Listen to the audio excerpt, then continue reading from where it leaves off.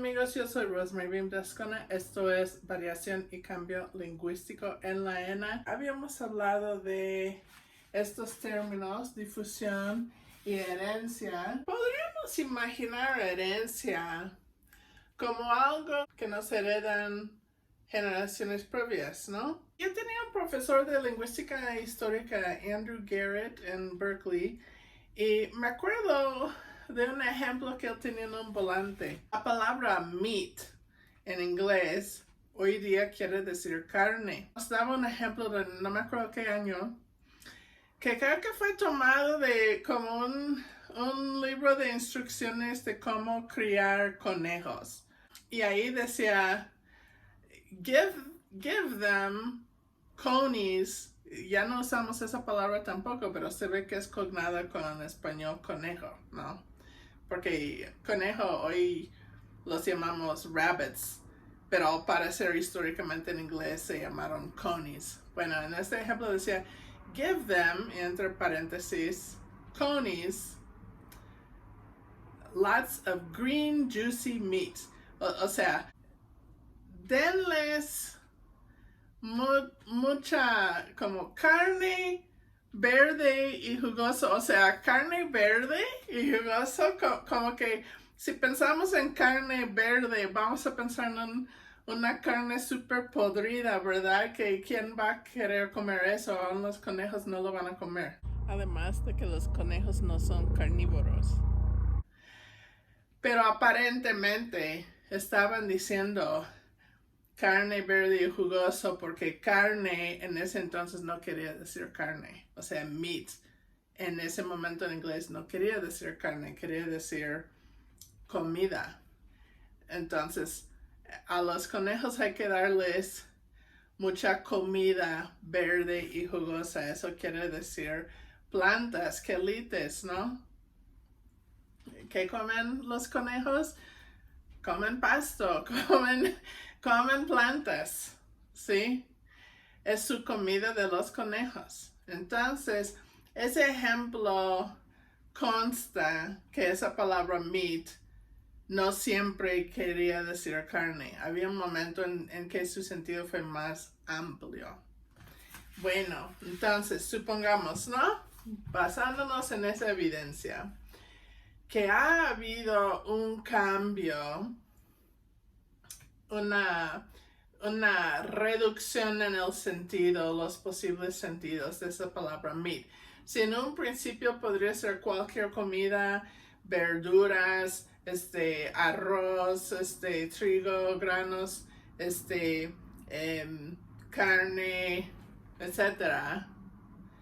Y hoy día se restringe su referencia y solamente quiere decir carne. Ha habido un cambio en sentido. Entonces, en alguna etapa en la historia de inglés, el sentido de meat se restringió a nada más carne. Eso fue un cambio que pasó. ¿Cuánto tiempo habrá durado el cambio? No sabría decirles, ¿sí? Pero, ¿y cómo puede haber pasado ese cambio? En un principio tenía el sentido de comida y la gente usaba esa palabra en diferentes contextos refiriéndose a diferentes comidas. Pero quizás, no sé, alguien que escuchaba esa palabra en un contexto en que sí quería decir carne lo interpretó como esta palabra quiere decir carne y empezaron a usar la palabra así. Quizás otras personas también. Quizás llegó un momento en que más usaron esa palabra en cierto contexto carnívoro y se fue reinterpretando, ¿no? Ok. Entonces, las personas en esa época temprana que adoptaron un sentido más restringido para esa palabra carne, ellos y sus compadres ahí tuvieron hijos, otra generación de hablantes de inglés, y esa generación de niños estaba adquiriendo la lengua de estos adultos que tenían un sentido más restringido para esa palabra. Y luego esos niños crecieron usando meat con el sentido de carne. Y ellos tuvieron hijos y sobrinos y nietos y nuevas generaciones de niños adquiriendo la palabra de los adultos, adquirieron la palabra ya con ese cambio reflejado en su habla. ¿Okay? Ellos adquirieron la palabra meat con el sentido de carne y así ha seguido por ya muchas generaciones. Yo, de mis padres, mis abuelitos, mis maestros, etcétera, como niña yo adquirí esta palabra meat con este sentido de carne, ¿sí? Entonces, podemos decir que este sentido de carne o este cambio de sentido se ha heredado desde generaciones previas de hablantes hacia mí, a mi hija, si ella tuviera hijos, ellos también van a heredar este nuevo sentido, ¿sí? Y podríamos decir que esto es herencia, que es este cambio de que meat ahora quiere decir carne y no comida, se va heredando verticalmente tras las generaciones por el tiempo, ¿sí? Si pensamos que la herencia es un fenómeno vertical en el tiempo, quizás podríamos interpretar la difusión como algo horizontal, ¿sí? Que en un mismo tiempo, más o menos, una misma etapa, se difunde de un hablante a otro, o de unos hablantes a otros, o de unas variantes a otras, unas lenguas a otras, etc. Y quizás esto es, o sea, podemos nosotros, ¿no? Podemos adquirir pronunciaciones, sentidos, nuevos ítems léxicos, cosas gramaticales. Podemos adquirir estos variables lingüísticos. Podemos adquirir esto cuando somos niños y apenas estamos aprendiendo nuestra primera lengua. Y somos niños y estamos adquiriendo el lenguaje quizás de los adultos o de personas mayores que nosotros, que ellos ya hablan. O puede ser que ya somos adultos, sabemos hablar una lengua. O quizás ni adultos, quizás niños mayores, ¿no? Somos ya hablantes, somos personas que existimos con lenguaje. Y estamos en contacto con otros hablantes. Y adquirimos una palabra de ellos, personas que viven en nuestro mismo tiempo. ¿Sí? Yo todavía adquiero cosas de español, ¿sí? Y aún de inglés, o sea, nacen nuevas palabras de inglés todo el tiempo. Y que no estoy en un país angloparlante, pero tengo contacto con amigos allá o veo canales de tele que producen programas allá. Y así me expongo a nuevas palabras y también yo puedo estar adquiriendo nuevas palabras o nuevos variables lingüísticos de otros hablantes de inglés y español. Entonces, cuando estamos hablando de un mismo momento en el tiempo, hablamos de difusión, ¿sí? Y yo creo que hablamos en clase, ¿no? De que quizás se podría considerar que esto, más que una dicotomía entre herencia y difusión, quizás es un continuo, ¿sí?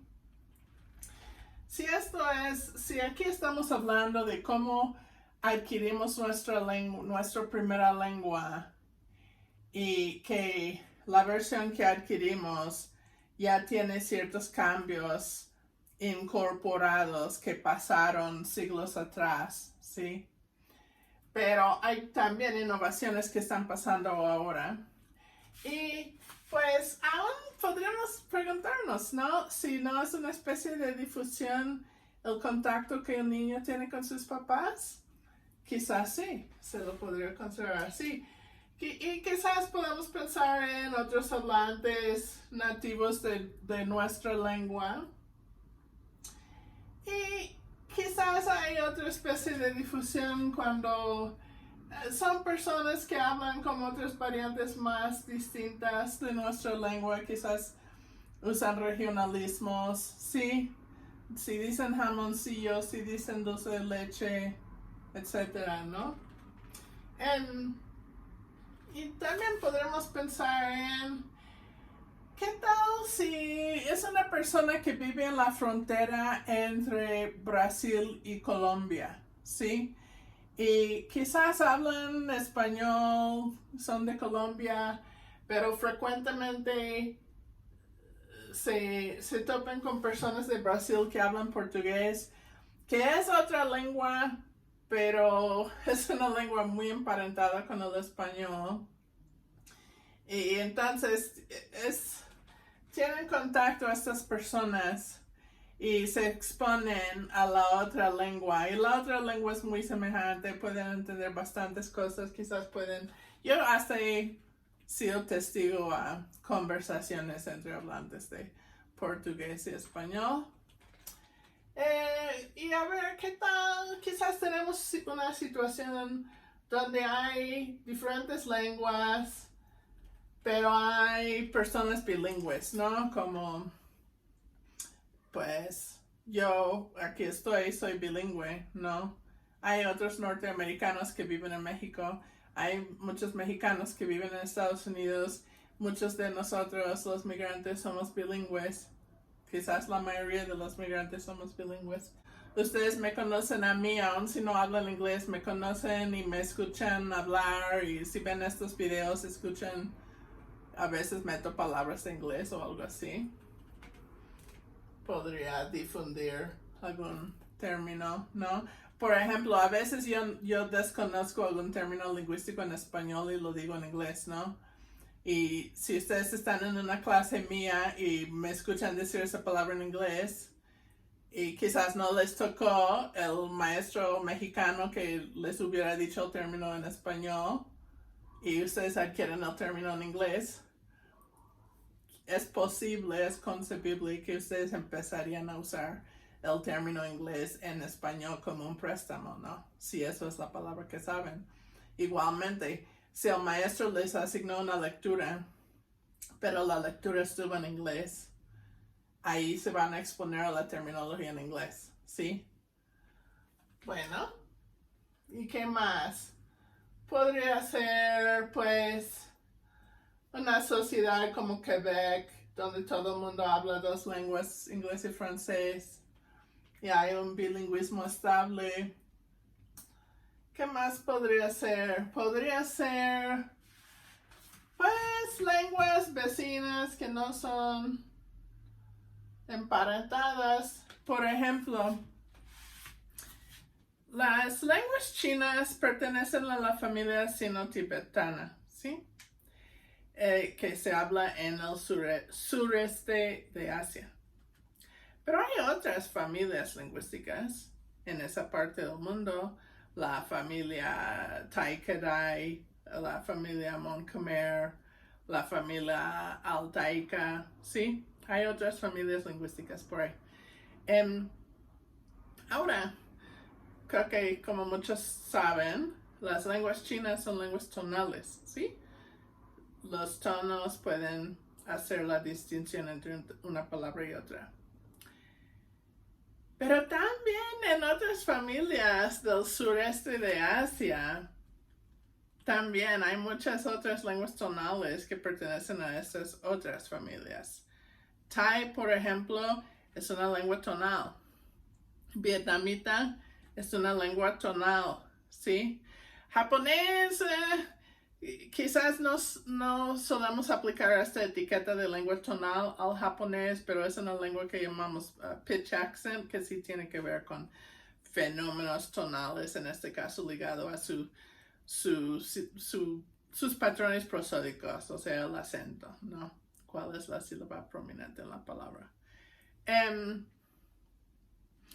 Hay otras lenguas ahí que podremos señalar. Entonces el tono, usar el tono para hacer distinciones léxicas y gramaticales es un rasgo que es común en esa parte del mundo, aun cuando las lenguas particulares que estamos comparando no son lenguas emparentadas, pero sí están en contacto y sí se pueden difundir variables lingüísticos en una área que llamamos área lingüística.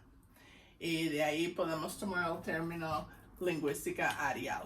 Sí, es cuando estamos hablando de rasgos lingüísticos que se difunden en una área geográfica. ¿Sí? Cuando hablamos de la lingüística areal, estamos hablando de la difusión. Bueno, hay diferentes áreas lingüísticas que se han reconocido por todo el mundo y la que nos interesa a nosotros por donde vivimos, bueno, por donde yo vivo, y yo estoy suponiendo la mayoría de las personas que van a llegar a ver este video también viven en Mesoamérica. Y entonces estamos en el área lingüística de Mesoamérica o mesoamericana, podemos decir.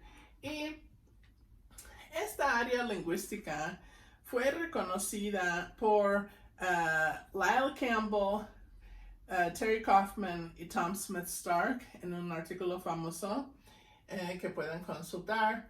Y en el libro de texto de Lyle Campbell, él señala, realmente en el artículo mencionaron más, pero él por sus razones señala estos 5 rasgos.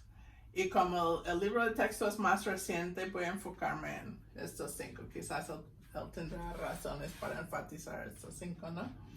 Bueno, lenguas en el área lingüística mesoamericana suelen tener estos rasgos, estos 5 rasgos, mientras que otras lenguas afuera de Mesoamérica, aunque colindan con Mesoamérica, aunque sean lenguas genéticamente emparentadas con lenguas mesoamericanas, pero que se hablan afuera de Mesoamérica, no suelen tener estos rasgos.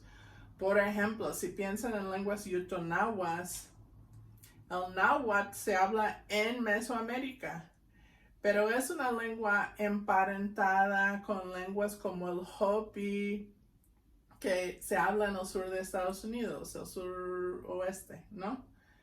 Hay lenguas yutonahuas allá que no son parientes del náhuatl, pero no son lenguas mesoamericanas. Entonces, náhuatl suele tener estos rasgos igual que lenguas otomangues, lenguas mijes-oquianas, etc. Y esto es por difusión, porque los nahuatlantes migraron a Mesoamérica, entraron en contacto con personas hablantes de lenguas de estas otras familias mesoamericanas y estos rasgos se difundieron al náhuatl. Bueno, ¿y por qué las lenguas nahuas tienen características del área lingüística mesoamericana si sus lenguas hermanas en Arizona y Nuevo México no tienen esos rasgos? Es por contacto, y hay diferentes fenómenos que se involucran en el contacto, como los préstamos, como el bilingüismo, como los efectos de sustrato. Nada más para darles un ejemplo, ¿no? ¿Verdad que los nahuatlantes crearon todo un imperio en Mesoamérica, que un imperio que se extendía a Centroamérica, ¿no? Y bueno, ¿qué es la definición de un imperio? Un imperio absorbe a otros grupos, otras civilizaciones, otras culturas, ¿sí? Un imperio no es un estado monolítico. Un imperio contiene diferentes grupos, ¿sí? Entonces, ¿quiénes eran estas otras personas que se absorbieron en el imperio náhuatl? Eran hablantes de lenguas mesoamericanas pertenecientes a diferentes familias, ¿sí? Como lenguas otomangues, lenguas mijezoquianas, lenguas mayas, ¿sí? Ok, entonces, si tu primera lengua fue una de esas lenguas, ¿sí? Como el ayuk, ¿sí? El zapoteco, ¿sí? El etcétera, etcétera. El ñaño, ¿sí? A ver, ¿qué pasó aquí en la cuenca de México, no? O sea, lenguas nahuas. En esta área hay lenguas nahuas, pero también hay lenguas otopames, ¿sí? El ñaño, el mazahua, otras. Ok, entonces, si tú estabas viviendo por aquí, hablando la lengua otomí, y llegan los nahuas, y los nahuas establecen un asentamiento, y los nahuas conquistan otros pueblos, y ahora tú estás pagando tributo a un estado nahua. Pueden pasar muchas cosas, quizás por razones políticas, razones económicas, aprendiste náhuatl, pero ibas a hablar como igual que yo les estoy hablando en este momento castellano con un acento de inglés norteamericano. Existían personas que hablaron el náhuatl con un acento otomí, ¿sí? Con interferencia de su primera lengua, que es algo que vamos a hablar en más detalle pronto. Bueno, entonces, igual que a veces yo digo cosas que se les puede hacer como un poco extraños porque a veces quizás calco algo directamente del inglés al español. Igualmente, existían personas que seguramente estaban traduciendo expresiones de otomí a náhuatl cuando estaban hablando náhuatl, porque náhuatl no era su primera lengua. Y si eso pasó no con un individuo, como en este caso estoy hablando de mí, como mi situación personal, pero ¿qué tal si estamos hablando de toda una sociedad de personas en semejantes condiciones? ¿Qué tal si existía el desplazamiento lingüístico y comunidades enteras adoptaron el náhuatl y enseñaron náhuatl a sus hijos, dejando de hablar sus lenguas maternas, sí, sus lenguas originarias mesoamericanas? Porque el náhuatl también era una lengua colonial. El náhuatl, igual que español, es una lengua que llegó aquí con migrantes que triunfaron políticamente. Ok, en el área lingüística de Mesoamérica suele haber una construcción genitiva o de posesión de este tipo. Su perro el hombre, para decir su perro del hombre, ¿sí? Entonces, el su suele ser un morfema ligado que se marca en el sustantivo poseído. Y aquí una frase nominal para referirse al poseedor y que viene justo después del sustantivo poseído, ¿sí? En lenguas zapotecas, muchas veces hay este prefijo la sha, que quizás podremos considerar como equivalente a su, como un prefijo ligado al sustantivo poseído. Y luego justo después, en lenguas zapotecas siempre tenemos el orden poseído, poseedor, ¿sí? Casa, mía. Perro, mío. Libro, mío. Hermano, mío, ¿sí? Ok, también en lenguas mesoamericanas, y yo sé que esto lo he escuchado al maestro Valentín hablar de esto, que lenguas mesoamericanas suelen tener sustantivos relacionales donde otras lenguas, por ejemplo, europeas, suelen tener preposiciones, ¿sí? Entonces, estos sustantivos relacionales suelen ser partes del cuerpo y podríamos considerar que son expresiones genitivas como boca de la casa, ¿sí? Para decir en la puerta o algo así. Pero uno puede pensar que estas frases nominales con partes del cuerpo como su núcleo están poco a poco convirtiéndose en algo más semejante a frases preposicionales, pero todavía no llegan a eso en muchas lenguas.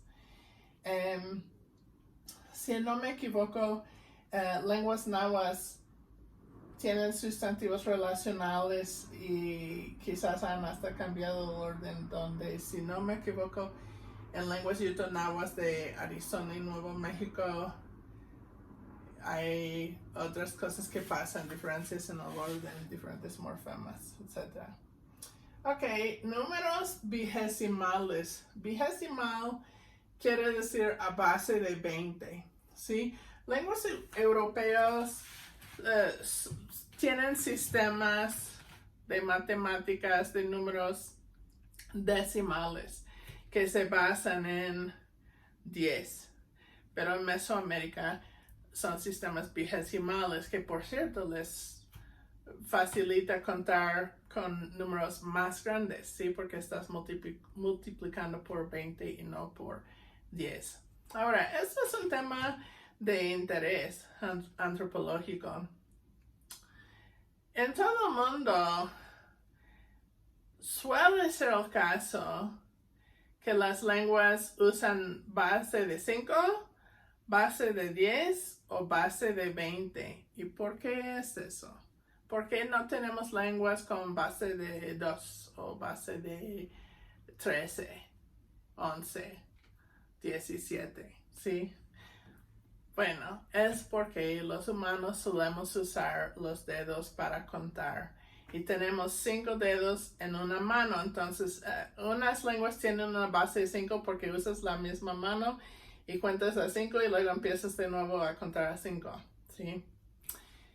Muchas lenguas tienen un sistema decimal porque usamos las dos manos y tenemos 10 dedos entre las dos manos. Pero en Mesoamérica, ¿por qué 20? Y la propuesta es porque si también usamos los pies, tenemos 20 dedos en el cuerpo humano. Interesantemente, en California hay unas lenguas que tienen sistemas basados en el número 4. Y quizás se van a preguntar, ¿y por qué 4 y no 5, no? Y si haces un video, yo no sé si esto sigue siendo cierto o si es algo que se documentó en el siglo XX, pero alguien observando a la gente que hablaba estas lenguas o que habla estas lenguas, observando a ellos contar, no estaban usando los dedos 1, 2, 3, 4, 5, sino contaron así 1, 2, 3, 4. Usaron este espacio entre los dedos. 1, 2, 3, 4. Tenemos 4 de esos espacios en cada mano. Entonces, contando así, uno podría desarrollar un sistema base de 4 o inclusive a base de 8, ¿no? Interesante. Imaginen, ¿no? Cómo los humanos venimos de contando dedos hasta ya está encodificado en supercomputadoras haciendo cálculos, pero están usando ciertos números base. Eso es muy interesante. Y todo viene de cómo empezamos a contar los seres humanos. Bueno, el rasgo número 4 es el orden sintáctico del verbo y sus argumentos. Solemos hablar del orden de constituyentes refiriéndonos al verbo, al sujeto y al objeto, ¿sí? Y entonces puedes tener orden BSO, SOV, SVO, etc.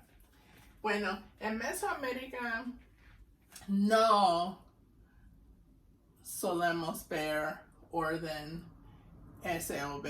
O sea, no vemos un orden en que los verbos son finales. Vemos otros órdenes, como en lenguas zapotecas tenemos orden BSO, ¿no? También hay lenguas SBO, pero no, lo que no vemos es el orden con el verbo al final. Ok, y el quinto rasgo es una serie de calcos. Yo tomé estos 4 de una lista más larga porque sé que estas existen en por lo menos algunas lenguas zapotecas. La palabra para huevo en muchas lenguas quiere decir algo como su hueso del ave o del pájaro, ¿sí? Y fíjense, en muchas lenguas zapotecas es la misma palabra para huevo y para hueso. Aún en español estas palabras son muy semejantes, ¿no? Bueno, las muelas, en muchas lenguas se usa la palabra para metate, quizás solo o quizás en combinación, como diente metate, ¿sí? Para referirnos a una orilla, usar la palabra boca. Y otro es usar la misma palabra para decir que alguien esté vivo que para decir que alguien esté despierto. Sí, que vivo y despierto sean la misma palabra. Estos son rasgos típicos de lenguas de Mesoamérica. Y como he mencionado, o sea, todas las lenguas de Mesoamérica no pertenecen genéticamente a las mismas familias. No todas son lenguas emparentadas. Lo que tienen en común es su cercanía geográfica. Entonces, podemos inferir que estos rasgos llegan a estar presentes en todas estas lenguas mesoamericanas por la difusión, ¿sí? Y esa difusión puede tener diferentes causas, como el bilingüismo, como el desplazamiento lingüístico, los préstamos, la interferencia, etc. Bueno, hablando de la lingüística arial, resumiendo un poco el concepto, hemos visto, ¿no? En nuestra exploración del contacto lingüístico que hay personas que hablan más de una lengua y en algunos lugares hay muchas personas que hablan más de una lengua. En otros lugares hay pocas, pero esas pocas pueden llegar a influir a otras personas que van a copiar su uso de préstamos, por ejemplo. En situaciones donde hay mucho bilingüismo, es más probable que van a haber efectos de sustrato que empiezan con la interferencia desde la L1 en personas que están hablando lo que para ellos es una lengua extranjera que aprendieron ya más grandes. Y todo tipo de contacto lingüístico puede resultar en la difusión. Los préstamos léxicos son difundidos entre la lengua fuente y la lengua receptora, ¿sí? También los efectos de sustrato, por ejemplo, rasgos fonológicos que empiezan como un acento extranjero, pero que podrían redefinirse como rasgos asociados con alguna variante regional de alguna lengua. Esos rasgos fonológicos son difundidos, ¿no? De la lengua de sustrato a la otra lengua, la lengua receptora. En casos de también estructuras morfosintácticas, semánticas, pragmáticas, inclusive, que pasan de una lengua de sustrato a otra lengua receptora, todo esto, todo lo que hemos hablado cuando hemos estado hablando de contacto, todo lo que hemos caracterizado como proveniente de una lengua fuente y que termina existiendo en una lengua receptora, en todos esos casos estamos hablando de la difusión. Y podemos trazar en un mapa la difusión de diferentes rasgos lingüísticos, ¿sí? Diferentes variables. Si es, por ejemplo, vimos en videoconferencia, ¿no? Que algunos no conocían esta palabra de amuinar, de la muina, pues, ¿sí? De amuinar a otro o de amuinarse. Algunas personas conocían esa palabra, otras personas no conocían esa palabra. Y no sé, quizás podríamos hacer llamadas a personas por toda la República en diferentes ciudades y estados y podríamos trazar en el mapa dónde están los límites de dónde se usa este verbo amuinarse, ¿sí? Y dónde es conocida esta palabra y dónde no. Y cualquier otra cosa, ¿no? La pronunciación del fonema que se escribe Y en español. ¿Dónde se dice yo? ¿Dónde se dice yo? ¿Dónde se dice yo? ¿Dónde se dice yo? O sea, podremos ir explorando cómo varía la pronunciación entre diferentes hablantes y también trazar en el mapa donde la pronunciación cambia, ¿sí? Igualmente, cómo se conjugan los verbos, cómo se forman las frases y oraciones. Cualquier rasgo lingüístico podemos trazar un variable en un mapa. Y la línea, bueno, en este caso lo que ven aquí no son isoglosas de variables, estos son lenguas y aquí es límites de inteligibilidad. Pero igualmente yo podría dibujar líneas en el mapa que vamos a llamar isoglosas que trazan la existencia de algún variable o rasgo lingüístico en el espacio, ¿sí? Y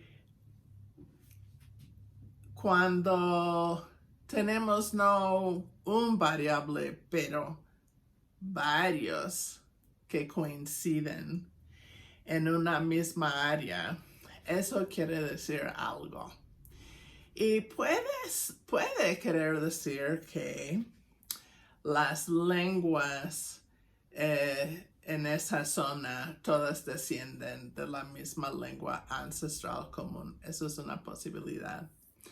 Otra posibilidad es que esas lenguas han estado en contacto por mucho tiempo y ha habido mucha gente bilingüe en esas lenguas y que diferentes rasgos se han difundido y que estas isoglosas entonces pueden ser evidencia de lazos sociales entre los hablantes de una y otra lengua.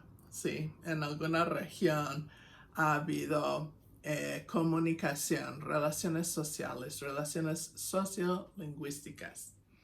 Y podemos usar esa evidencia para inferir cosas sobre la historia social de los pueblos. Yo creo que esta semana en videoconferencia podemos ver algunas variables particulares y trazarlos en un mapa e ir viendo como qué tipo de inferencias podemos hacer, ¿no? Ok, ya tenemos algunas semanas hablando de fenómenos de contacto y de hecho podremos hacer todo un semestre o más sobre el contacto, pero ahora vamos a volver a estar hablando de cosas de lingüística histórica. A ver, ¿qué hemos visto hasta ahora en el semestre? Gran parte del inicio del semestre nos estuvimos enfocando en el cambio fónico, ¿sí? ¿Qué tipo de cambios fónicos existen? cómo podemos usar nuestro conocimiento de qué tipos de cambios son comunes o poco comunes para formar hipótesis que llamamos reconstrucciones sobre los sonidos originales en una lengua ancestral y practicando método comparativo y haciendo esas reconstrucciones podemos formar hipótesis sobre qué tipo de innovaciones o en este caso cambios fónicos están compartidos entre diferentes lenguas y qué quiere decir eso sobre la clasificación lingüística de lenguas que pertenecen a una misma familia, ¿sí? Que quizás hay subgrupos y han habido diferentes protolenguas en la historia y ciertas lenguas son más cercanamente emparentadas que otras porque comparten una lengua ancestral común, ¿no?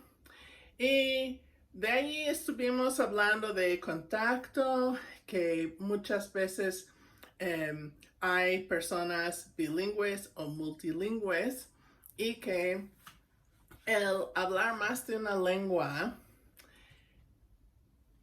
forma a nuestros cerebros y nuestros cerebros tienen otro tipo de estructura o de información que los cerebros de personas monolingües, porque aquí estamos manejando palabras y gramática, reglas fónicos, etcétera, de más de una lengua, ¿sí?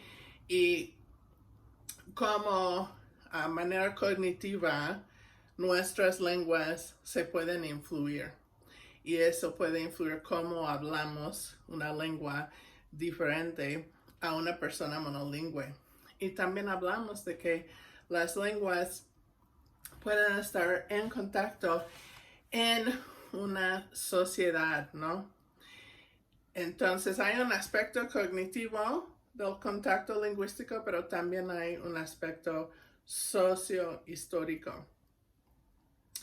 Hablamos de diferentes perspectivas sobre los préstamos y también lo que se llama interferencia o transferencia desde un sustrato. Cuando hay desplazamiento lingüístico, vemos estos efectos que una lengua originaria o más bien sus hablantes dejan huellas en la lengua colonial, ¿sí? Y en este video de hoy hemos estado hablando de que todos estos fenómenos de contacto, tanto préstamos léxicos como influencia estructural desde un sustrato, todos los fenómenos de contacto pueden volver a lenguas vecinas más tipológicamente semejantes, ¿sí? Pueden compartir más vocabulario en común debido a los préstamos, como por ejemplo árabe y castellano, o inglés y francés, o chatino y zapoteco cuateco. Y también podemos encontrar que lenguas vecinas, si son lenguas cercanamente emparentadas, lejanamente emparentadas o de hecho no genéticamente emparentadas, puede ser que lenguas vecinas tengan sonidos en común, estructuras morfosintácticas en común, orden de frases en una oración, pueden tener semejanzas, etc. Y esta situación que se llama una área lingüística o un Sprachbund puede llegar a existir por los fenómenos que hemos estado viendo más de cerca, como fenómenos como préstamos, fenómenos como interferencia, ¿no? Y llegan a existir porque hay bilingüismo. Y en unas situaciones hay un bilingüismo intenso que casi todos los miembros de alguna comunidad son bilingües. Y en otras situaciones hay una minoría de personas que son bilingües. Sí, podemos pensar en diferentes situaciones sociales. Sí, en la República Mexicana, el día de hoy, en muchas comunidades que conservan lenguas mesoamericanas, la mayoría de la población es bilingüe. Pero si vas a una ciudad donde predominan los mestizos, yo diría que la mayoría de los mestizos son monolingües. Vi una cifra alguna vez que personas indígenas en México, que 90% de ellos son bilingües, pero que entre mestizos mexicanos 90% eran monolingües. Bueno, entonces en una ciudad quizás no sé qué porcentaje decirles. Tampoco todas las personas que viven en una ciudad son mestizos. Hay extranjeros, hay miembros de naciones mesoamericanas, por ejemplo. Pero quizás en alguna ciudad en la República Mexicana puede ser que una minoría de la población es bilingüe, pero podremos preguntarnos, ¿esa minoría bilingüe es un grupo de personas que son marginalizadas o es un grupo de élites, ¿no? En la Ciudad de México, ¿sí? Por un ejemplo, he conocido algunas personas que hablan una lengua mazateca. También he conocido a personas que hablan una lengua mixteca. También he conocido personas que hablan holandés. También he conocido personas en esta ciudad que hablan japonés. También he conocido personas que hablan inglés. Ahora, que yo sepa, mazateco y mixteco no están influyendo mucho a como una variante chilanga de castellano, ¿correcto? Y podremos preguntarnos si es porque el habla de esa gente bilingüe no es prestigiada socialmente en esta sociedad. Y tampoco creo que mis amigos que hablan holandés y japonés están influyendo mucho el español de la Ciudad de México, ¿no? Pero yo no diría que ellos son exactamente marginalizados o que su habla sea como asociada con un estigma, sino diría que son una minoría tan chiquita y excepcional que no están inspirando muchos cambios. El inglés, en cambio, sí hay elementos de inglés en el español que se escucha en las calles de esta ciudad. Y eso puede tener que ver con diferentes factores, ¿no? Puede ser que la gente bilingüe de esta ciudad, y bueno, podremos dividir a esa gente bilingüe español-inglés en esta ciudad. Por ejemplo, hay un grupo de los llamados expats, ¿no? Que son angloparlantes nativos, pero están viviendo en esta ciudad. Yo sé que eso me describe a mí, pero yo no considero que pertenezco a ese grupo social porque casi no paso tiempo con esa gente. Bueno, en su comunidad, eso es una comunidad, ¿no? Que tienen inglés como L1, español como L2. Y luego tenemos como gente fresa, ¿no? Que a lo mejor muchos tienen español como L1, inglés como L2. Ok, podríamos decir que, bueno, ambos de esos dos grupos tienen cierto prestigio social, por lo menos en los ojos de algunas personas. Estos dos grupos suelen tener más poder económico que otros grupos sociales en la ciudad. Y aparte, bueno, también esos dos grupos son objetos de resentimientos por las mismas razones, pero podríamos decir que hay cierto prestigio que la sociedad asigna a palabras de inglés y hay cierto simbolismo. A veces es simbolismo de riqueza, prestigio, a veces es simbolismo de ese resentimiento. Uno podría usar un término en inglés sarcásticamente, ¿no? Pero aquí también hay otro factor. El mismo gobierno mexicano obliga a los jóvenes por todo el país a estudiar inglés. Entonces también ahí hay hasta políticas gubernamentales que ponen a la gente en contacto con inglés. Bueno, ok, entonces hemos estado hablando de estos fenómenos de contacto que introducen semejantes palabras y estructuras en lenguas que están en contacto con otras lenguas, ¿no? Ok, ahora, faltan pocas semanas en este semestre. ¿Qué son los temas que vamos a tocar ahora? Ya hemos hablado del cambio fónico y hemos hablado también del contacto.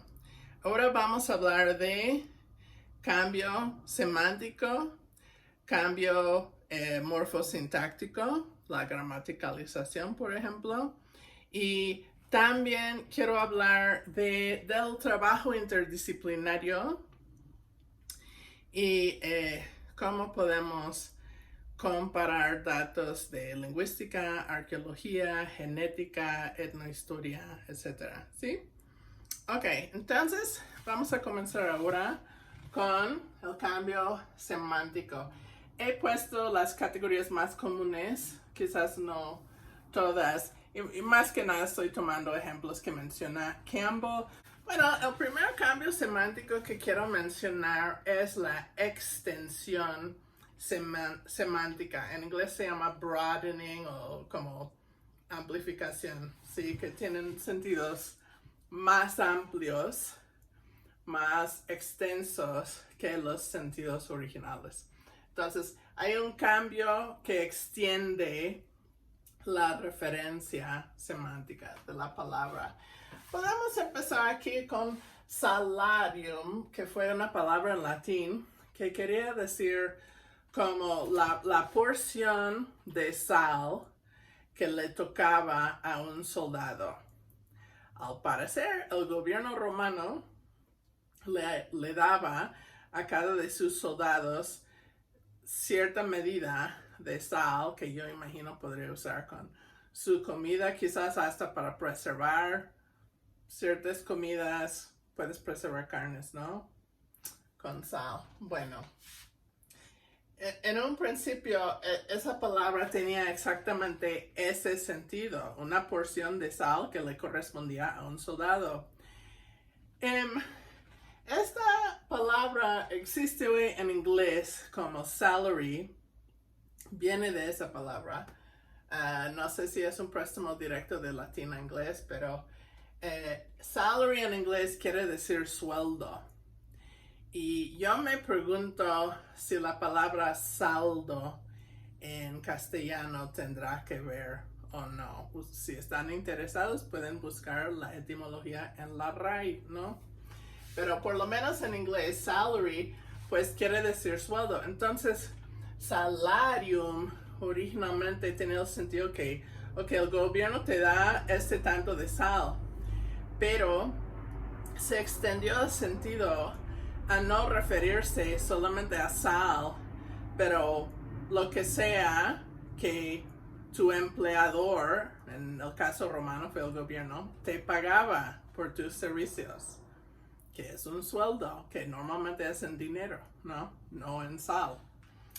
Ok, luego tenemos la palabra caballero. Obviamente esta palabra está derivada de caballo y originalmente quería decir pues un hombre que podría montar caballo y que andaba en caballo, ¿no?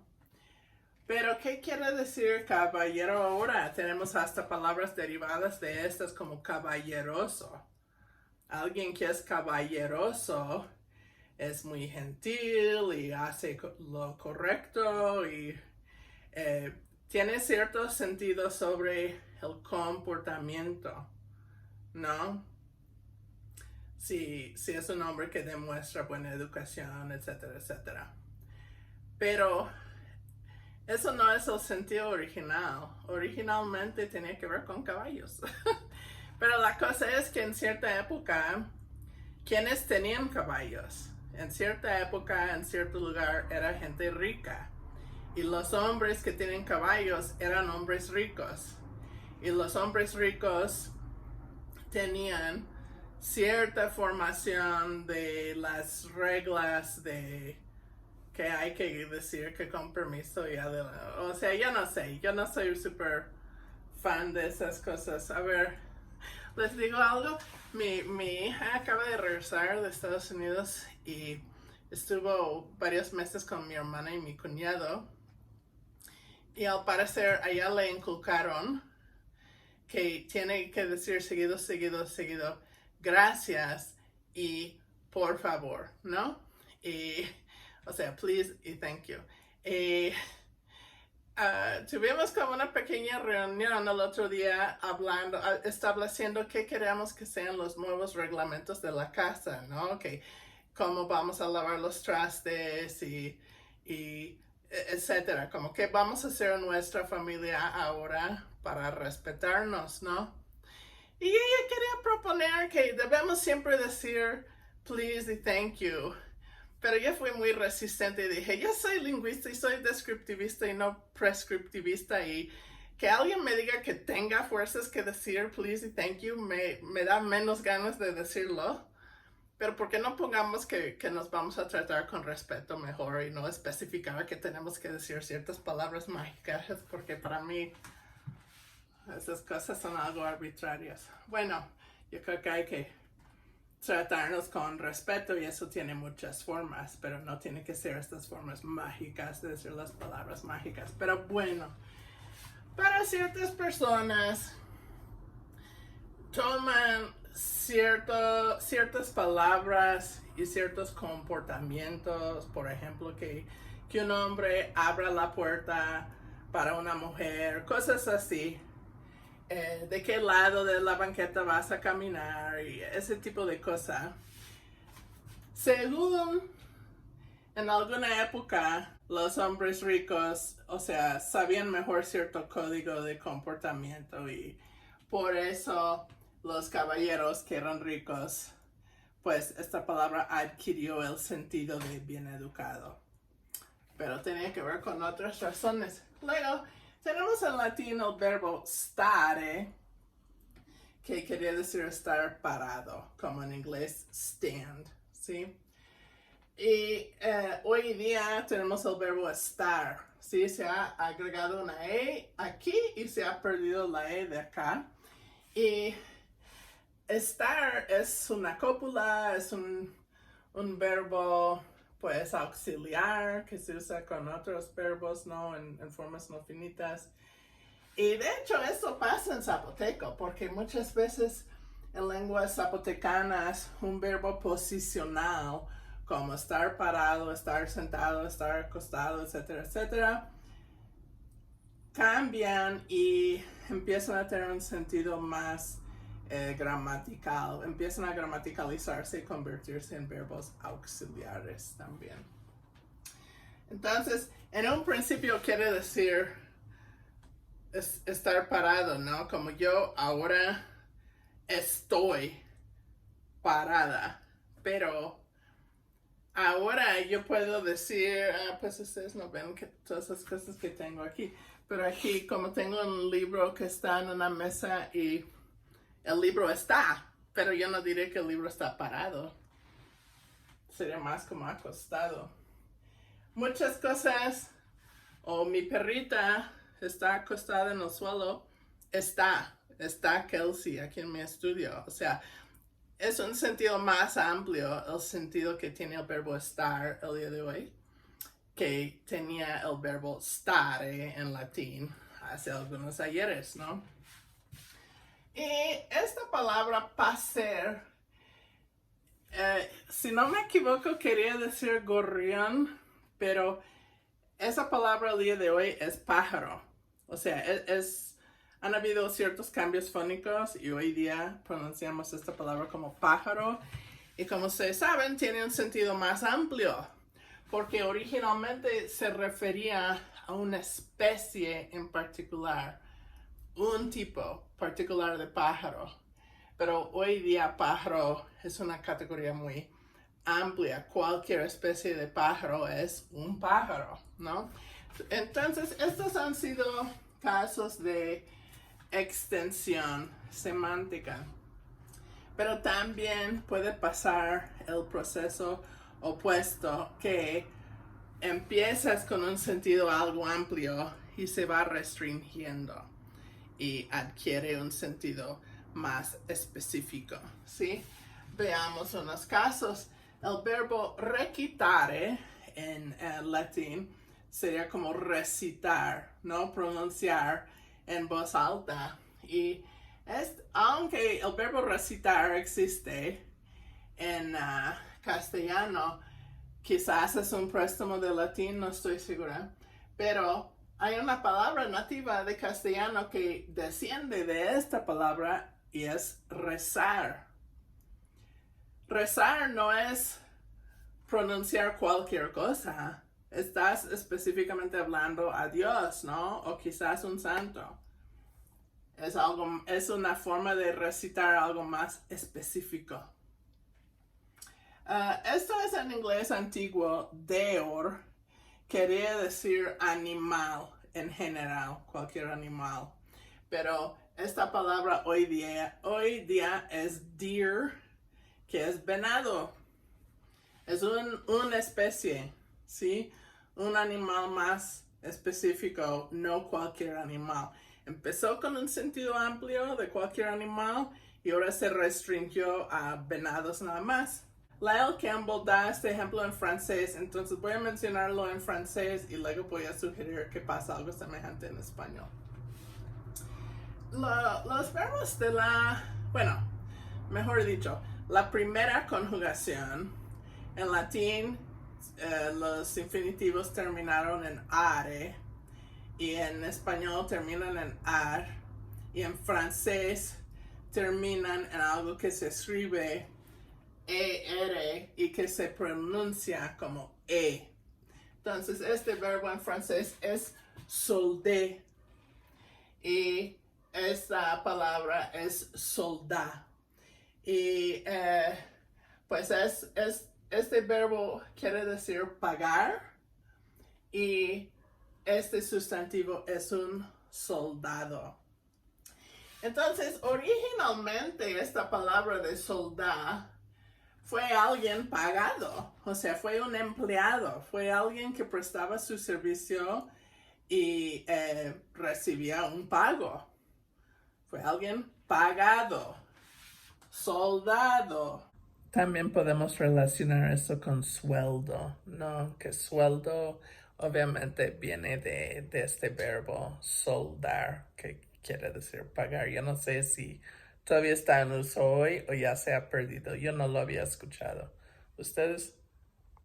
Sí, pero hoy día en español, igual que en francés, soldado no quiere decir cualquier empleado, no quiere decir cualquier persona a quien se le paga por sus servicios, ¿correcto?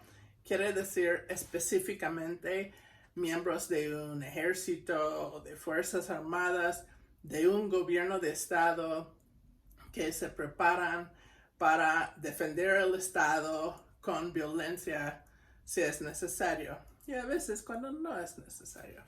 Bueno, entonces ahí vemos que empieza con un sentido amplio de alguien pagado y se reduce específicamente a un tipo de empleado, el empleado del ejército, que es un soldado. La siguiente categoría es la metáfora y aquí veamos unos ejemplos, ¿no? En latín, perna quería decir jamón, ¿sí? Como jamón serrano, jamón de puerco, pues, ¿no? Y supongo porque la pierna quizás tiene como la forma del jamón. Entonces, en castellano, en la historia del castellano, pues pueden ver que ha habido un cambio fónico, que es que esta E tónica se ha diptongizado y hoy día pronunciamos esta palabra como pierna, pero ¿verdad que todavía quiere decir jamón? Pero también ahora tiene otro sentido adicional, que es la pierna de una persona o inclusive de un animal, ¿no? ¿Y por qué? Quizás es por una semejanza en la forma.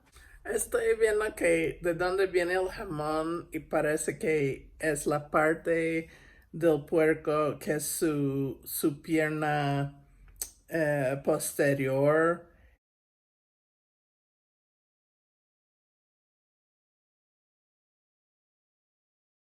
Bueno, entonces igual y empieza con el sentido de carne que viene de la pierna posterior de un puerco y pues es una metáfora que se va extendiendo a las piernas humanas y de otros animales, ¿no? Inclusive, o sea, un puerco tiene 4 piernas, ¿no? Pero la carne que llamamos pierna al parecer únicamente viene de las piernas posteriores y no de las delanteras.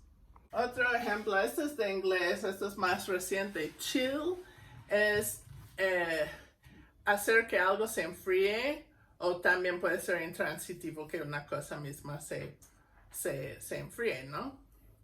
Bueno, pero hoy día coloquialmente también decimos chill um, como chill out es como cálmate, ¿no?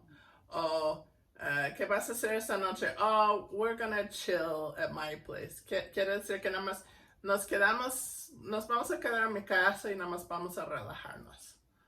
Quizás ver la tele, algo tranquilo, ¿no? Eso es chill. Y a ver, metafóricamente, ir a bailar no es enfriarte, eso es calentarte, ¿no? De varios sentidos quizás. Pero no hacer nada y estar ahí tirado en el sofá, o sea, tu cuerpo no se está moviendo, no hay mucha actividad, no hay drama, no hay mucho movimiento, y entonces todo se mueve más despacio y eso es el frío, ¿no? Es como una metáfora que vamos a enfriarnos un poco, pero quiere decir nos vamos a relajar, ¿sí? Y ahora hay como toda otra expresión que es Netflix and chill, que como ver Netflix y relajarte, pero lo que realmente quiere decir es tener sexo. Creo que mucha gente dice que nada más quieren ver una pelea en Netflix, pero terminan haciendo otra cosa y entonces cambia el sentido de esa expresión.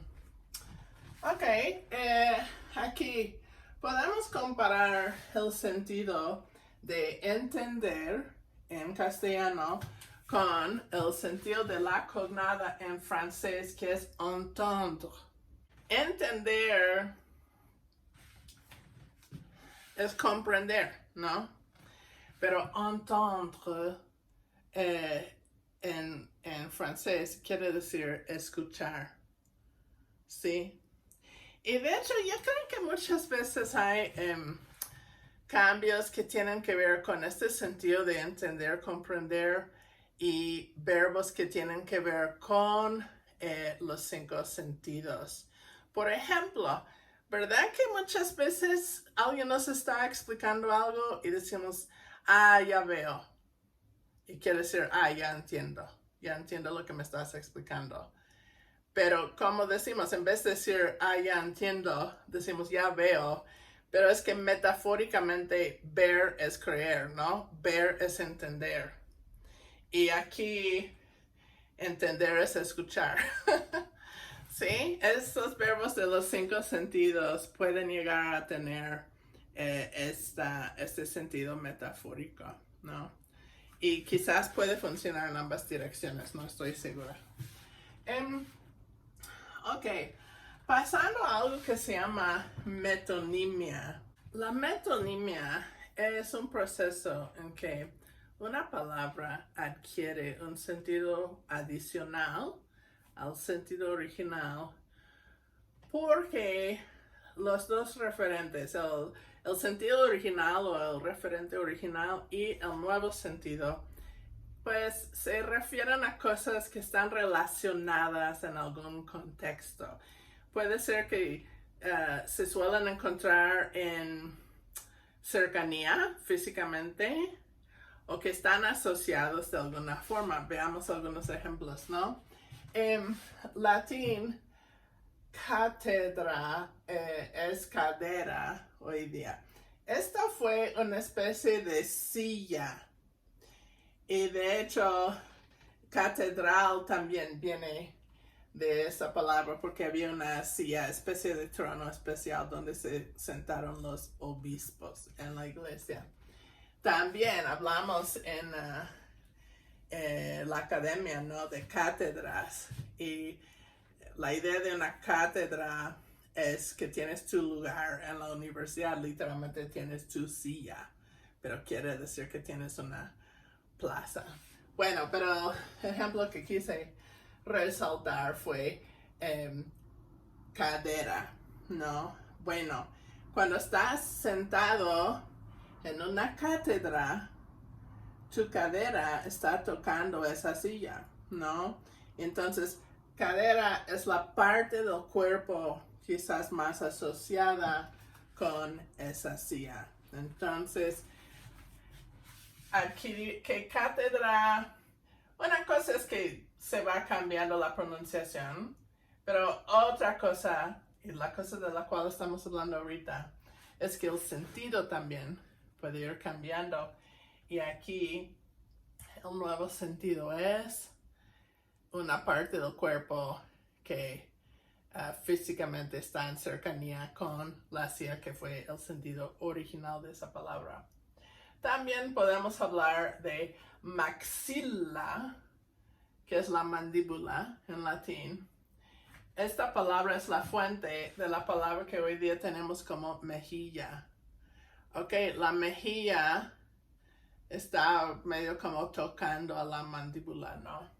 Entonces ahí había como un cambio de sentido de una cosa a otra cosa relacionada que estaba en el mismo contexto. En inglés se llama pejoration. Lyle Campbell también lo pone como degeneración. En español he visto que hablan de que adquiere sentidos más peyorativos, por lo cual supongo que existe una palabra peyoración, aunque no estoy segura. Bueno, aquí voy a dar dos ejemplos. Esta palabra, puta. Originalmente en latín, esta palabra quería decir muchacha o niña. Y pues pueden contemplar cómo esa palabra cambia al sentido que tiene ahora mediante qué factores sociales, y es algo muy, es una etimología muy triste contemplarlo, yo creo, pero pensando en qué quiere decir niña o muchacha y pensando en qué quiere decir puta, el sentido de puta es peor que el sentido de niña, ¿correcto? Entonces, esta palabra ha cambiado de sentido y el nuevo sentido es más negativo, más feo, más peyorativo que el sentido original. También, del sexismo al clasismo, vamos con villano. Originalmente, esta palabra quería decir alguien que venía de una villa, y una villa era como un rancho, un lugar donde vivían campesinos, ¿sí? Criando ganados, animales, sembrando, cosechando, haciendo labor campesino, ¿no? Entonces, llegan campesinos a vivir en ciudades y la gente rica se pone todo paranoica de que, aquí vienen estos pobres a robarnos o algo así, y los sospechan. Ahí viene un villano, ¿no? Es como decir, ahí viene un campesino. O quizás es decir, ahí viene un pobre. Y oh, los pobres quieren quitar lo que tenemos. Dicen la gente clasista. Eso lo escucho todo el día en este condominio. A ver, entonces, aquí, esto, o sea, no hay nada malo, diría yo, con venir del campo, ¿no? Puede ser bonito, ¿no? Estás en la naturaleza, tienes comida, etcétera, pero socialmente hay como una hegemonía de las urbes y tienen a todo el mundo o medio mundo lavado el cerebro creyendo, oh, es muy sofisticado vivir en una ciudad y tener acceso a todas esas comodidades, etcétera. Y oh, qué pobres son los que vienen del rancho. Hay actitudes clasistas, ¿sí? Y esas actitudes se invierten en la palabra y cambian el sentido de la palabra, ¿sí? Entonces, villano originalmente tenía un sentido más neutro, ¿sí? Como hay personas que viven en ciudades, hay personas que viven en ranchos. No hay nada malo con venir de un rancho, pero hoy día cuando decimos que hay un villano, sí es algo malo ser un villano, es decir que alguien es un criminal, es decir que alguien tiene malas intenciones, es alguien que quiere lastimar a otros o aprovecharse, o sea, esto no es algo bueno, es un sentido más peyorativo. Nosotros vemos que en la sociedad hay misoginia, hay homofobia, hay clasismo, hay racismo, hay todas esas cosas. Y lo que pasa es que nuestras actitudes o las actitudes de algún segmento de la sociedad terminan reflejándose en la lengua. Si puedo dar otros ejemplos. A ver, en inglés, a ver, ¿cómo llamamos a los africanoamericanos? Creo que para fines del siglo XIX, comienzos del siglo XX, se llamaron Negroes, que obviamente quiere decir negro, ¿no? Y entonces, en algún momento, la gente empezó a percibir que esta palabra era racista. Entonces cambiaron la palabra a colored, que quiere decir de color, gente de color, ¿sí? Y vean, a ver, vean algo conmigo, ¿no? En la cultura hispanohablante, señalar el aspecto físico de alguien muchas veces es una marca de cariño o por lo menos en unos casos es un poco más neutro. O sea, todo el tiempo, o sea, vas a un tianguis y me van a decir, oye, güera, ¿no quieres bla, bla, bla, bla, bla? ¿Sí? Y una sobrina mía, me acuerdo que decía a su novio, su comprometido, le llamaba Gordis. Y en inglés, en la cultura angloparlante, queremos fingir que somos ciegos y no nos damos cuenta quién es alto, quién es bajo, quién es gordo, quién es flaco, quién no sabemos si son blancos o negros.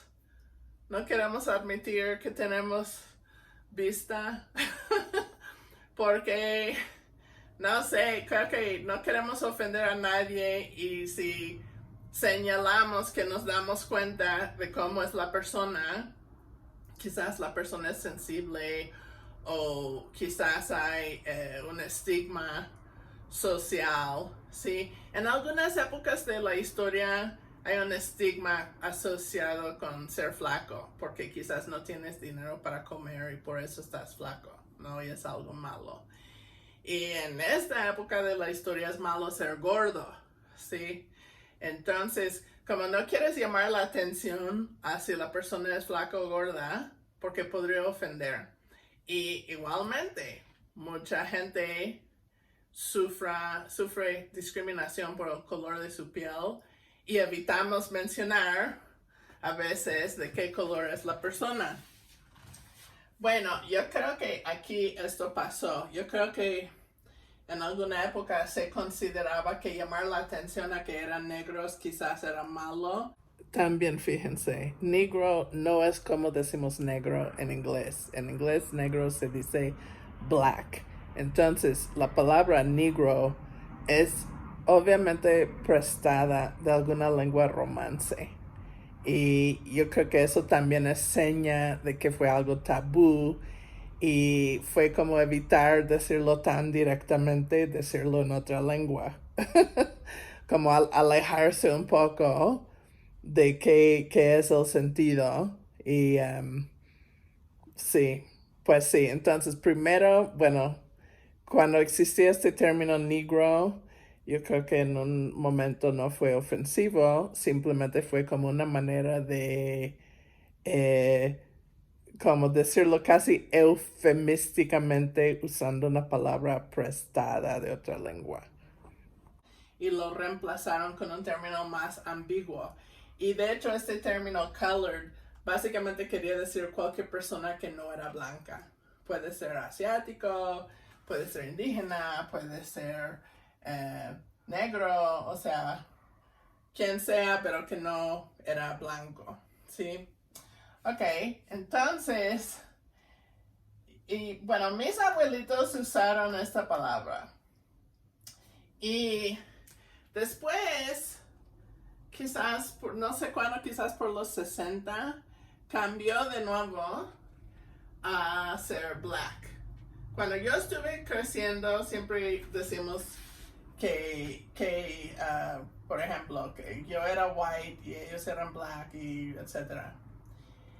Y yo creo que esto fue una reacción a eso, decir, no, hay que reconocer quiénes somos y cuál es nuestro color. Y no hay nada malo con nuestro color, podemos nombrarlo y es black, es negro, ¿sí? Y más o menos por los años en que yo estuve terminando la prepa, la idea fue, no debemos estar categorizándonos por nuestro color, mejor debemos hablar de nuestra herencia, de dónde vinieron nuestros antepasados. Y entonces el término cambió a African American. Ok, quiero simplemente llamarles la atención a qué está pasando aquí con estos términos si lo vemos desde una perspectiva histórica, pensando que estos son términos que se han usado en Estados Unidos en los últimos 100 años. Ok, ha cambiado de negros a colored, a black, a African American. Estamos hablando, de hecho, en menos de 100 años. Estoy segura que en menos de 100 años. Quizás en 60 años, de hecho. El término cambió todas estas veces. Tenemos 4 diferentes términos. Eso es muy rápido, ¿no? Que básicamente cada de esos términos al parecer dura como 20 años y ya tiene que reemplazarse. Ok, ¿qué está pasando aquí? Lo que está pasando es que cada uno de estos términos, cuando primero se introduce en la lengua, no necesariamente tiene una connotación mala, es una palabra más descriptiva, quizás neutra, pero la cosa es que en la sociedad estadounidense hay muchísimo racismo y cualquier término que esté asociado con el pueblo africano-americano va absorbiendo el estigma que existe en la sociedad, ¿sí? Y entonces, como la gente percibe el racismo, empiezan a asociar ese estigma racista, asociar ese estigma con la palabra que se usa para esa gente que sufre la discriminación. Y entonces la gente que es menos racista, esa gente quiere rechazar el racismo y quiere verse como alguien no racista, y también la gente que sufre el racismo, estoy seguro que no quieren sufrir ese racismo, y la sociedad ya quiere cambiar la palabra, casi creyendo que cambiar la palabra va a cambiar la situación social, cuando en realidad lo que tiene que cambiar es la situación social. Y si la situación cambiara, esta palabra no va a tener que seguir cambiando, porque si no asociamos un estigma con los referentes, o sea, el pueblo africano-americano, entonces no vamos a percibir estas palabras como malas. Y creo que algunas personas, en particular si son grandes, como no se van adaptando muy rápido, y la gente joven los percibe como racistas nada más por la palabra que usan. Claro, pueden también ser racistas, pero por ejemplo en mi época, cualquier persona que decía colored, pensaste, esa persona es racista porque dice colored y no black, ¿sí? Pero a veces simplemente no se habían acostumbrado a cambiar, ¿no? Y yo creo que ahora pues es más aceptable decir African American. Ok, entonces vemos un proceso en que un término se introduce y no es ofensivo en un principio, pero va absorbiendo racismo de la sociedad y adquiere un sentido despectivo, ¿sí? Y por eso se tiene que reemplazar con otro término. Bueno, también tenemos el proceso opuesto. Bueno, yo estoy suponiendo que existe esta palabra melioración, porque vi una palabra meliorativo.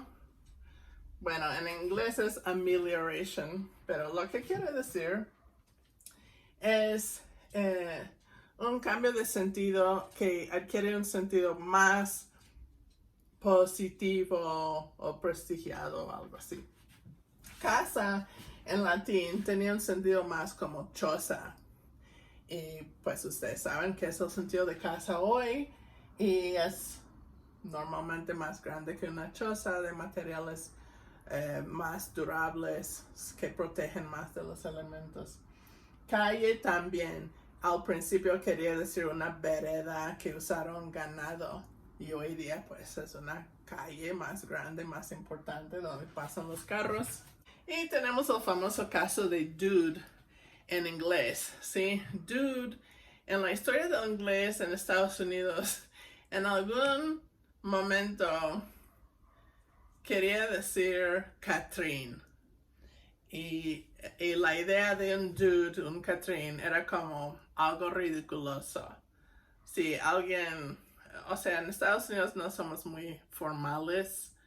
Quizás han notado que yo a veces veo las cosas muy formales en México y digo, ¿para qué? No, o sea, nuestra cultura es más informal. Y sí, a veces vemos como objeto de, pues, si lo vemos más ridículo, pues, hacer cosas más formales sin necesidad, ¿no? Como alguien que quiere vestirse muy elegante cuando no es necesario. Y bueno, originalmente eso fue el sentido de dude, pero se fue cambiando, y hoy día un sentido que tiene es hombre, ¿sí?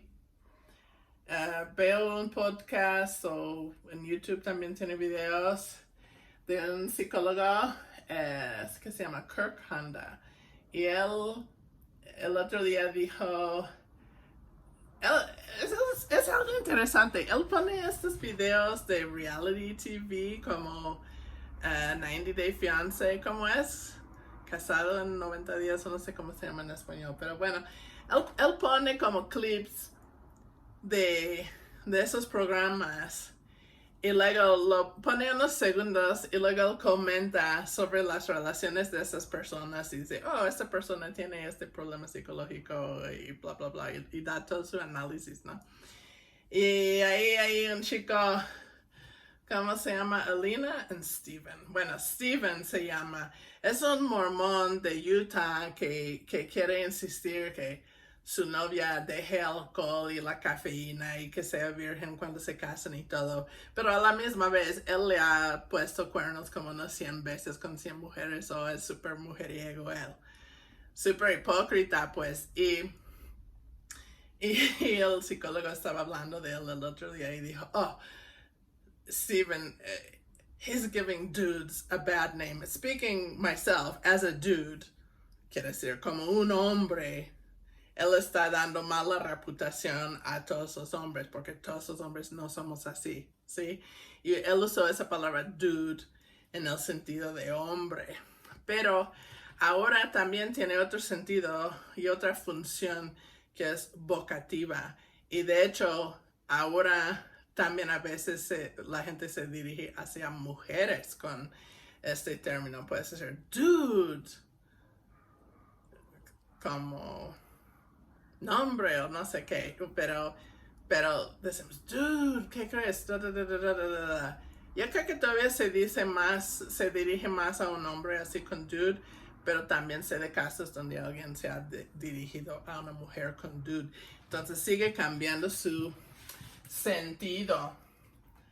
Bueno, entonces, hoy cuando dicen dude, normalmente lo dicen a un amigo, es como cuate, ¿sí? Eso no es algo malo, pero ser Catherine en Estados Unidos sí es malo, ¿sí? Ok.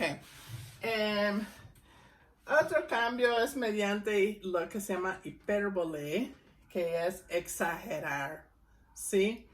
Y hay muchas palabras cotidianas que son cotidianas porque estamos exagerando y ya hemos exagerado tanto que la palabra básicamente ha perdido su sentido original, ha perdido fuerza porque lo decimos tan cotidianamente, ¿no? Entonces, bueno, ustedes saben mejor que yo qué quiere decir cuando alguien dice, ay, qué bárbaro. Yo ni estoy muy segura qué quiere decir. Yo creo que quiere decir muchas cosas. Pero ustedes pueden pensar en qué contexto usan ese término. O sea, este adjetivo en latín quería decir extranjero. Sí, eso es lo que quería decir. Pero, no sé, o sea, cuando yo escucho a la gente decir, ay, qué bárbaro, yo no sé cómo lo entiendo. Yo creo que a veces pienso que están diciendo, oh, qué atrevido, o qué bárbaro. Realmente no entiendo qué quieren decir.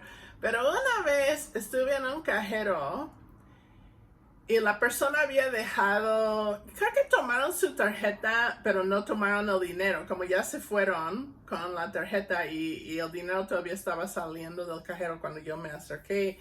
Entonces yo agarré el dinero y salí y dije, oiga, dejó su dinero, y le entregué su dinero. Y fue una mujer. Y el hombre que la acompañaba fue un hombre grande, como digamos 60 y tantos. Y él me dijo, ay, qué bárbara, muchas gracias. Pero, ¿qué quiere decir qué bárbara en ese contexto? Es sorprendente porque uno esperaría que la persona le va a robar o que... Yo no entiendo qué quiere decir qué bárbaro. Pero estoy segura que el hombre no estuvo resaltando mi estado migratorio. Entonces, pues, no sé, es algo fuera de lo común. Eso es lo que es. Y los extranjeros, o sea, no somos como la persona prototípica en una sociedad, ¿no? Quizás eso es una exageración, no sé. Bueno, algo terrible. ¿Cuántas veces decimos que algo es terrible? Ok, ¿qué tan malo es esa cosa? ¿Qué tan mala es realmente? ¿Literalmente te inspira terror? ¿Que estás totalmente aterrado? Probablemente no. Igualmente, horrible. Algo que es horrible te inspira horror de verdad. O cuando dices, ay, qué horror.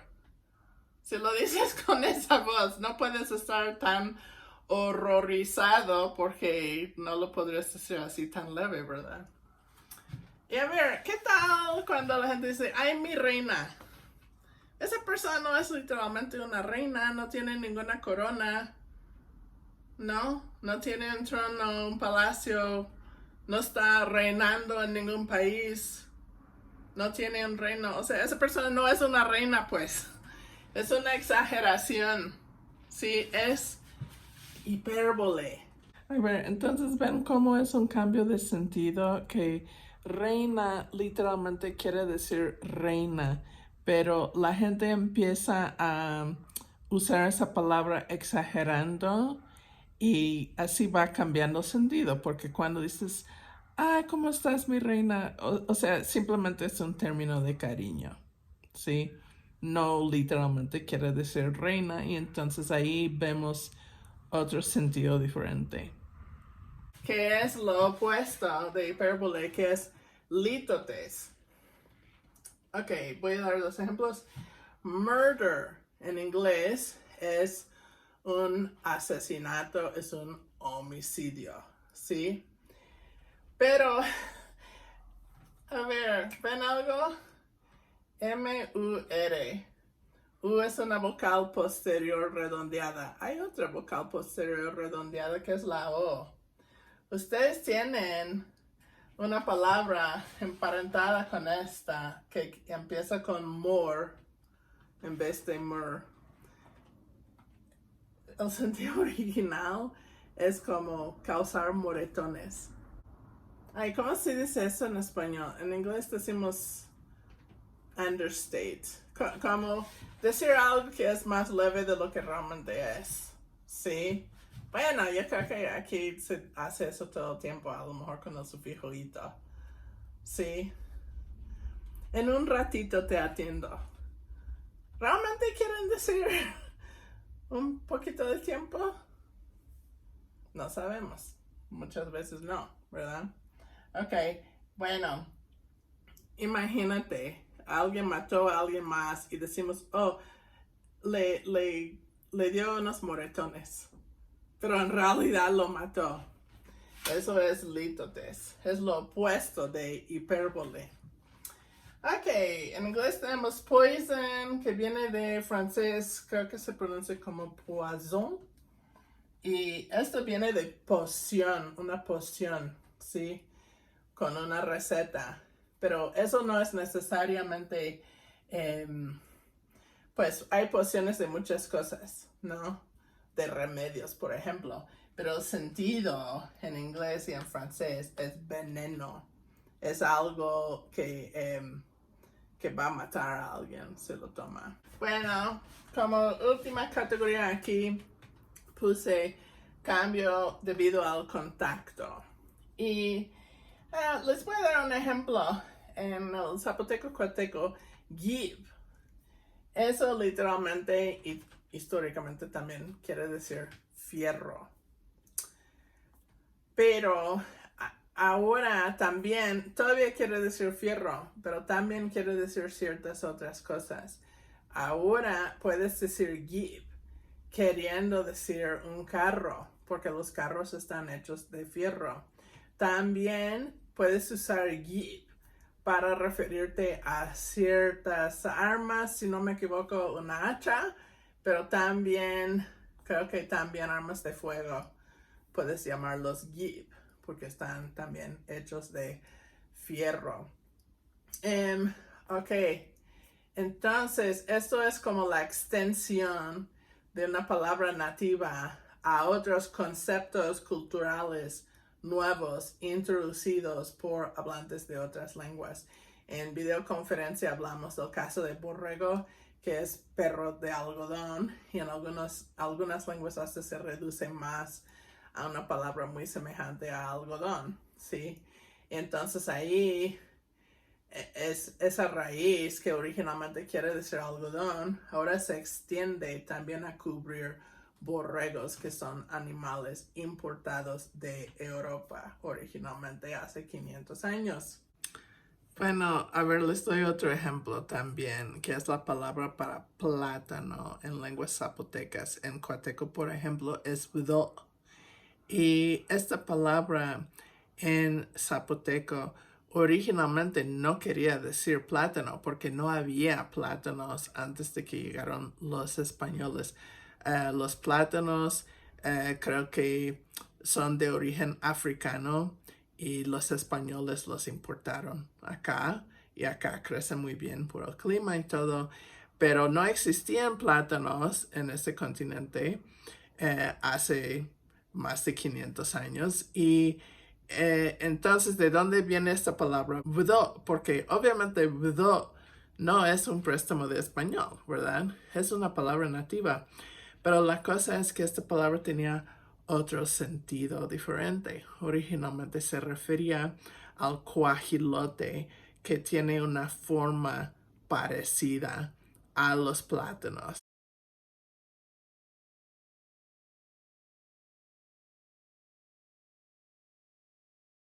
Y entonces usaron esa palabra que quería decir cuajilote ahora con un nuevo sentido, plátano. Eso es un cambio en el sentido que es provocado por contacto. Yo pienso hacer 2 videos más este semestre. Uno va a ser sobre cambio morfosintáctico, gramaticalización, sobre todo. Y probablemente el otro va a ser sobre el trabajo interdisciplinario, ¿no? Y qué el lenguaje nos puede decir sobre culturas antiguas. Bueno, nos vemos la próxima vez entonces. Saludos.